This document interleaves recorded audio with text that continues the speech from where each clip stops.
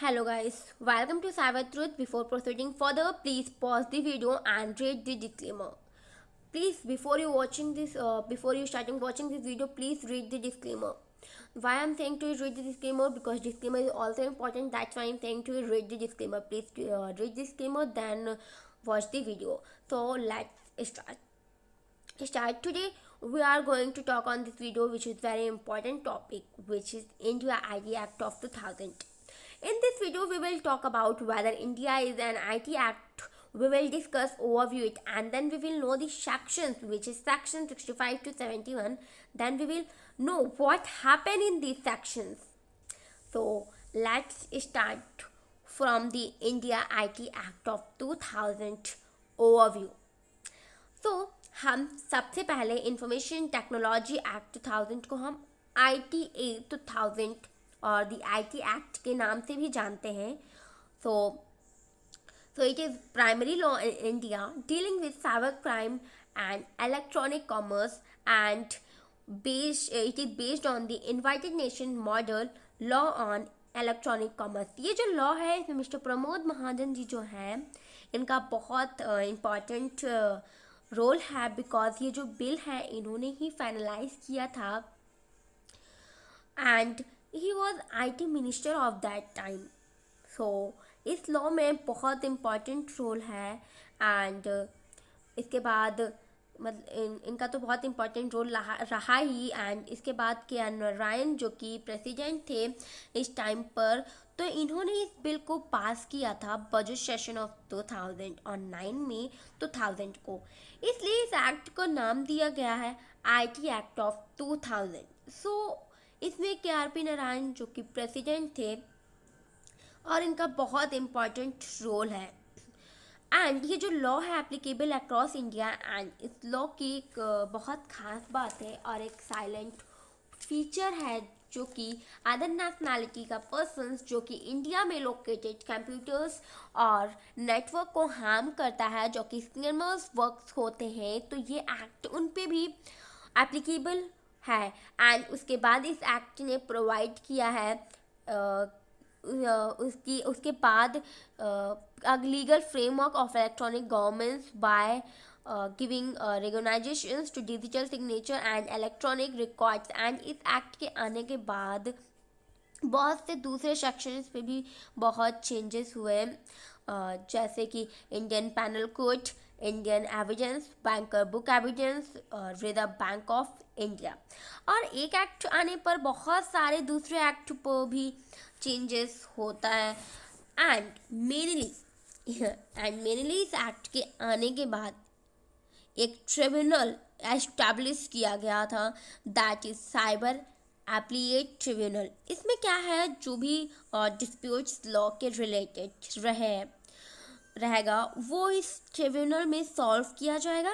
And इसके under बहुत सारे साइबर क्राइम्स को डिफाइन किया गया है. एंड उसके बाद उनके रिलेटेड बहुत सारे पेनल्टीज को प्री डिस्क्राइब किया है. और इसमें बहुत सारे सेक्शंस भी हैं जो कि अभी हम नेक्स्ट स्लाइड में डिस्कस करेंगे, जो कि है 65 to 71. सो हम सबसे पहले फर्स्ट सेक्शन पे जाते हैं, दैट इज सेक्शन 65.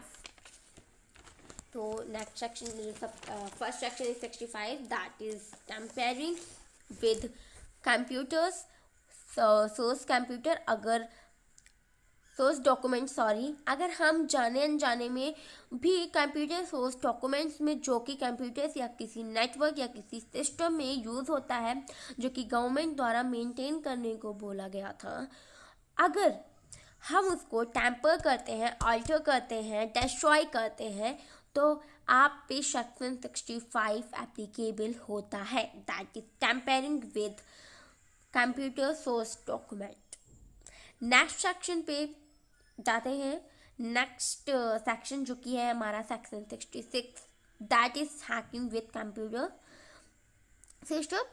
अगर कोई पर्सन कंप्यूटर सिस्टम से रिलेटेड कुछ भी हैक करता है, लाइक उसकी किसी इंफॉर्मेशंस को ऑल्टर करते हैं या डिस्ट्रॉय करते हैं, कंप्यूटर सिस्टम को डैमेज करने का ट्राई करते हैं, So that is person will be charged on the section 66, that is hacking with computer system, जो कि उनके नाम से ही क्लियर हो रहा है।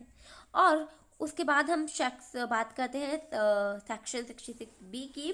तो it's very clear, receiving installing computers और कम्युनिकेशंस डिवाइसेस। अगर हम कोई भी कम्युनिकेशंस डिवाइस या कंप्यूटर सिस्टम जो कि हम चोरी किया हुआ यूज़ कर रहे हैं, so that person will be charged under section 66V, that is receiving stolen computer or communications device। Next section, so next section पर जाते हैं जो है section 66C, that is using password of another person. ये बहुत important section है। अगर हम किसी दूसरे पर्सन का पासवर्ड, डिजिटल सिग्नेचर या यूनिक आइडेंटिफिकेशन नंबर जो कि सिर्फ उसी पर्सन को पास होना चाहिए, अगर हम यूज़ करते हैं तो ये एक ऑफेंस है। तो आप पे ये सेक्शन 66 एप्लीकेबल होता है, that is using password of another person. तो नेक्स्ट सेक्शन है हमारा section 66D, that is cheating using computer resources. अगर हम किसी पर्सन के साथ कंप्यूटर रिसोर्सेज या कम्युनिकेशंस के द्वारा कुछ भी चीटिंग करते हैं तो ये सेक्शन 66 एप्लीकेबल होगा, that is cheating using computer resources. तो हमारा नेक्स्ट सेक्शन है 66E, that is publishing private images of. अगर हम विदाउट नॉलेज के दूसरी उसकी प्राइवेट पार्ट का पिक्चर कैप्चर करते हैं, ट्रांसमिट करते हैं, पब्लिश करते हैं, तो it's offence. So that time section 66E applicable होगा, that is publishing private images of other. उसके बाद हम बात करते हैं सेक्शन 66F की, that is act of cyber terrorism. अगर कोई भी पर्सन इंटेंशनली थ्रेट करता है यूनिटी, इंटीग्रिटी, सॉवरेनिटी और security of India, then he commits cyber terrorism. So that person will be charged under section 66F, that is act of cyber terrorism। Next section है हमारा section 67, that is publishing information which is often in electronic form. अगर हम कुछ भी information और images किसी person का जो कि दिखने में अच्छा नहीं है और इलेक्ट्रॉनिक फॉर्म में है, ऑनलाइन उसका इंफॉर्मेशन या इमेज कुछ भी अपलोड करते हैं, जब हम ट्रांसमिट करते हैं तो ये एक ऑफेंस है। So that person will B charged under the section 67, that is publishing information which is options electronic form. Next section है हमारा सेक्शन 67A। सो हम अपने नेक्स्ट सेक्शन की बात करते हैं सेक्शन 67A की, that is publishing images containing sexual act. अगर हम कोई भी इमेजेस इसमें कंटेन करते हैं, सेक्सुअल एक्ट पर अपलोड करते हैं, जो ट्रांसमिट करते हैं, that person will be charge under the section 67A, that is publishing images containing sexual act.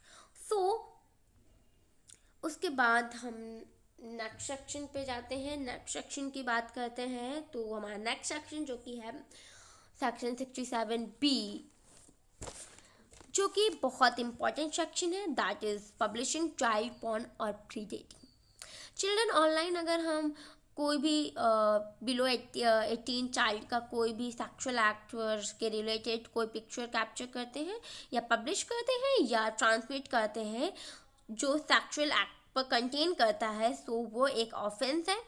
तो that person will be charge under section 67B। So that is publishing child porn और predating children online. तो next section पर चलते हैं, that is section 67C, that is failure to maintain records. अगर कोई भी person जिसको स्टॉपलेटेड टाइम में डाटा को मेंटेन करने को बोला गया है, अगर उसको फेल हो जाता है, so that is offense, that person will be charged under section 67C, that is failure to maintain records। next section है हमारा तो हमारा जो नेक्स्ट सेक्शन है उस पर चलते हैं, जो कि हमारा नेक्स्ट सेक्शन है 68। नेक्स्ट सेक्शन जो 68 है, इसमें क्या है, that is failure refuse to comply with orders of certificate or certified authority fail to comply with the act, rule or regulations to of controller, then he will be charged under the section 68, that is failure refusal to comply with orders. Okay, so don't be confused section 68 or section 67 B में, sorry C में। Okay, तो next section पे चलते हैं हमारा, जो कि है 69 failure refusal to decrypt data. अगर कोई पर्सन्स को हम डाटा डिक्रिप्ट करने के लिए बोला जाता है तो बाय द सेटिस्फाइड अथॉरिटी, जो कि इंडिया की सॉवरेनिटी इंटीग्रिटी यूनिटी के लिए उसको डिक्रिप्ट करने के लिए बोला जाता है, अगर वो फेल हो जाता है या रिफ्यूज हो जाता है, that is person will be charged under the section 69, that is failure refusal to decrypt data. Next section is 70, that is securing access or attempting to secure access to a protected system। अगर by order किसी computer system को या computer system या network को already protect किया गया है, और अगर आप उसको सिक्योर सिस्टम को एक्सेस करने के लिए उसको यूज़ करने के लिए ट्राई करते हैं, तो ये ऑफेंस है, जो so that person particular person will be charge under section 70, that is securing access to attempting to secure access to a protected system. So next section is 70 and this is last section, that is mispresentation presentation। So अगर किसी भी certifying authority या controller को आप कोई licence लेने के लिए या डिजिटल सिग्नेचर सर्टिफिकेशंस के लिए अपने डॉक्यूमेंट्स को मिस प्रेजेंटेशन करते हैं, तो आप सेक्शन 71 के अंडर चार्ज किए जाते हैं। So that is misrepresentation. तो this is my last session था, and thank you so much for watching this video. And इस वीडियो से रिलेटेड कोई भी क्वेरी या कोई भी क्वेश्चन है तो आप प्लीज़ नीचे कमेंट सेक्शन में कमेंट कर सकते हैं।